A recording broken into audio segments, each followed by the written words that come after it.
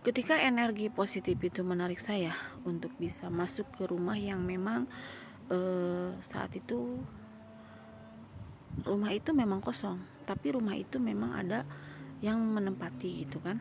Nah, menempati mungkin makhluk gaib, yang memang makhluk gaib itu ada, dan kita harus percaya bahwa Allah menciptakan jin dan manusia. Jin itu termasuk kepada makhluk gaib, dan kita harus percayanya, tapi bukan untuk mengikutinya gitu. Masuk ke sana dengan Pak Babinsa, dengan Pak RT, dan mungkin ada supranatural juga yang dari Ciberem. Saya juga nggak tahu Ciberem itu di mana.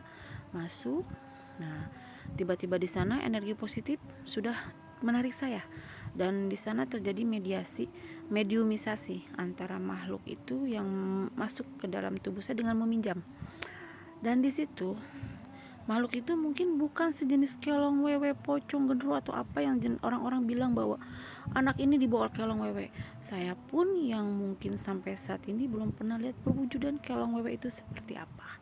Dan memang pada saat itu, sampai saat itu saya tidak melihat adanya kelong wewe ataupun genderuwo yang katanya menyembunyikan anak itu. Saya tidak melihat. Di sana pun saya bilang saya tidak melihat genderuwo. Terus bilang ada makhluk apa? Sejenis perempuan. Saya tidak bisa bilang itu laki-laki atau perempuan, karena dia tidak memberikan penglihatan yang jelas untuk wujudnya. Tapi di sini terlihat bahwa dia sosok yang memang memahami dan mengerti. Dan apa yang terjadi di sana? Dia memanggil kedua orang tuanya dan meminta ayahnya tobat, dan tobat. Karena di sini ayahnya yang bersalah. Tobat. Dan ada yang bilang munculkan anak itu kalau memang orang tuanya yang bersalah. Makhluk gaib pun berkata, yang memunculkan hanya Allah, yang memiliki hak kepada semua makhluknya, bukan saya sebagai makhluk gaib yang juga sama ciptaan Allah. Menta sia ka Allah, ku Allah bakal dimunculkan. Eueuh nu hese keur Allah lamun sia tobat ka Allah.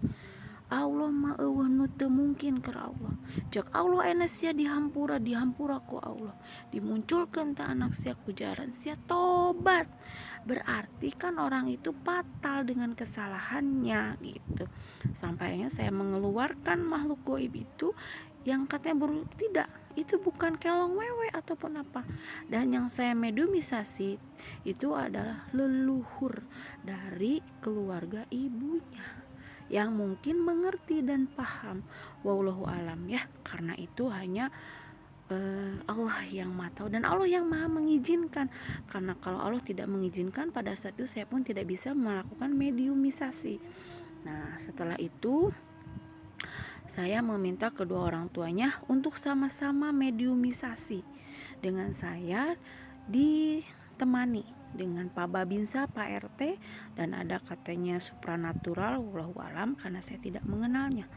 Di sana kita melakukan mediumisasi. Saya meminta bantuan kepada orang tuanya dengan penuh keikhlasan, dengan keridoan untuk memohon ampun. Kita beristighfar bersama. Tapi sayang pada saat itu energi kurang karena dari kedua orang tuanya kurang meyakini bahwa Allah itu maha segalanya gitu. Tidak dari hati, dari bibir. Kita semua harus dari hati untuk meminta kepada Allah, karena kita yang butuh sama Allah, tapi dari hati gitu. Nah, terjadi sampai saya meminta, adakah yang mau membantu untuk menyalurkan, untuk menambah energi karena energinya kurang. Di sini kan kita mau membuka suatu hijab, tapi mungkin pada saat itu Allah belum mengizinkan hijab itu terbuka untuk orang tuanya bisa melihat anaknya. Karena sesungguhnya seperti yang tertulis dalam surat Asy-Syura ayat 30, wa ma asobakum min musibatin fabima kasabat aydikum wa ya'fu an kasir. Apapun musibah yang terjadi pada diri kita itu akibat buat tangan kita sendiri, dan Allah sesungguhnya maha memaafkan semua kesalahan yang kita perbuat, kita lakukan. Jadi sesungguhnya di sini jangan menyalahkan makhluk gaib, karena ini murni kesalahan dari orang tuanya.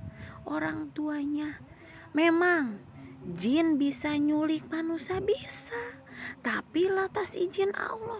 Allah tengizinan mah moal bisa manehna ge nyulik, teu bisa abdi jika